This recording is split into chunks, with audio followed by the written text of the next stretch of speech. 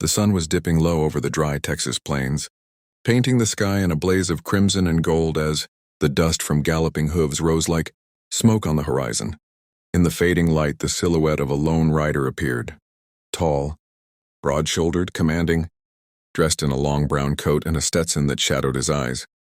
The townsfolk knew that horse and that rider well.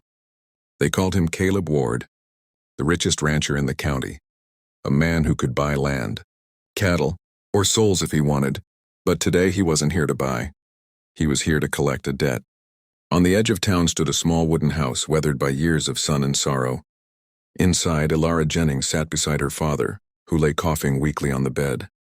The weight of unpaid bills and broken promises hung heavy in the room. Her father's ranch had failed after the last drought, and the man he owed money to was Caleb himself. Elara had begged for more time, but ranchers like Caleb were known for one thing: business first, mercy never. That was until she heard the sound of hooves stop outside their door. Elara stepped outside, clutching her worn shawl around her shoulders. Her eyes met Caleb's, and for a moment the world seemed to fall silent. He dismounted slowly, his boots crunching on the dirt as he pulled a leather pouch from his coat, the contract her father had signed.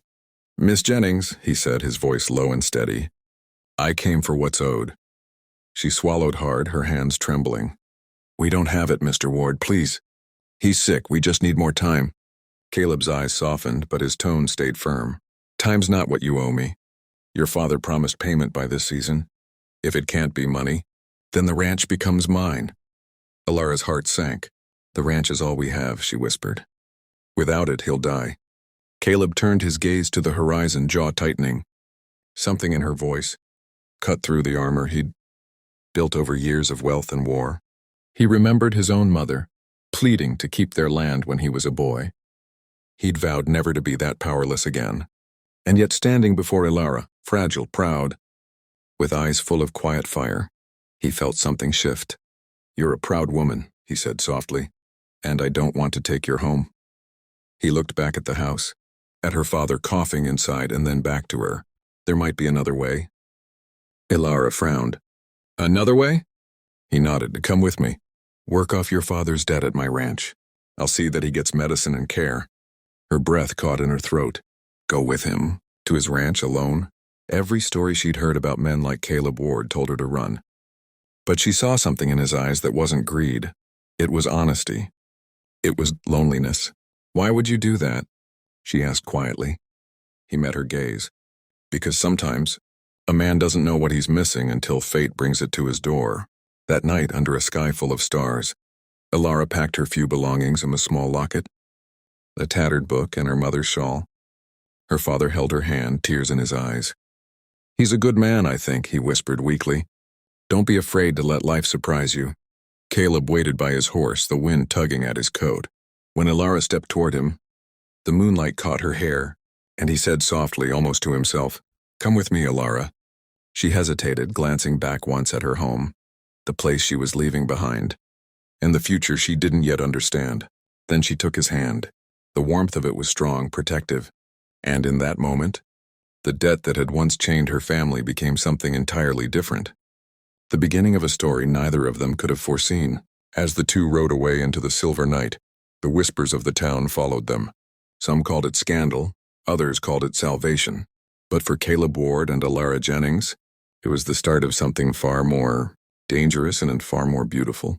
The Ward Ranch stretched over miles of open land, bordered by golden hills and blue horizon.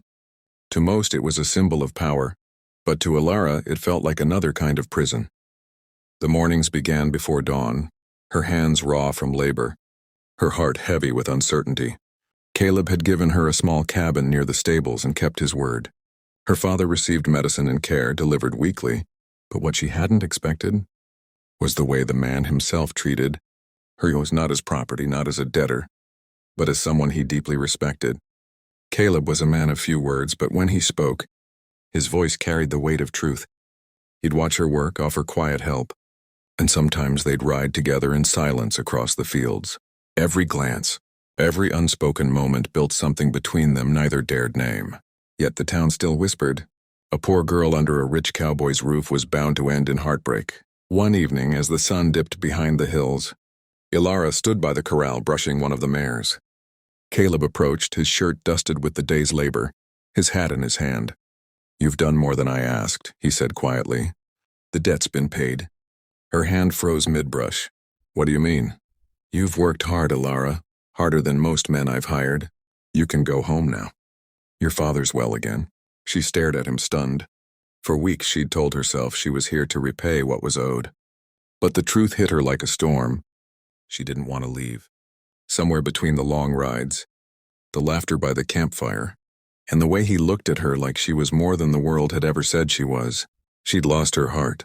"Go home?" she said softly. "Is that what you want?" Caleb took a step closer, his voice low. "What I want." He hesitated, struggling against his own pride. "What I want is something I don't deserve." Ilara met his eyes. "Maybe you do." For a moment the air between them stilled. Then he reached for her hand, the same way he had the night he took her away, from her father's porch.